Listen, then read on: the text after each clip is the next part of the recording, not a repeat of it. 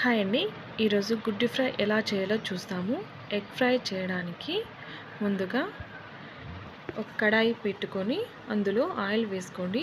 Oil వేసిన తర్వాత oil heat అయ్యాక ఆవాలు, జీలకర్ర, కరివేపాకు, ఆనియన్స్ వేసి బాగా వేయించండి.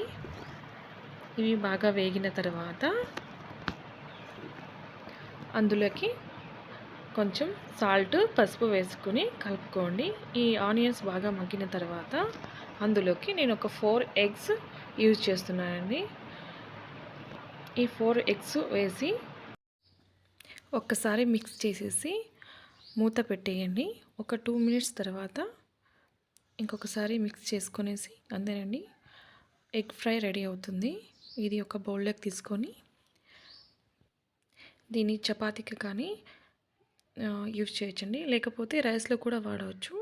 అది మీ ఇష్టం అండి. ఇది వచ్చేసి నేను మా పిల్లల కోసం తయారు చేశాను. ఇందులోకి నేను మిర్చి వాడలేదండి. మీరు కావాలంటే మిర్చి యాడ్ చేసుకోవచ్చు. మా పిల్లలు డైలీ ఎగ్ తినడం లేదండి, అందుకోసమే అది తినలేదని ఎగ్ ఆమ్లెట్ వేసాను. అది కూడా తిని ఇప్పుడు బోర్ కొట్టింది, అందుకోసమే మళ్ళీ ఇలా ట్రై చేస్తున్నానండి. మీరు కూడా ఒకసారి మీ పిల్లల కోసం ఇలా ఒకసారి ట్రై చేసి ఇవ్వండి. చాలా ఈజీగా తింటారు. చపాతీ, రైస్ కాకపోయినా పళ్ళెం కూడా తినేసేయచ్చు.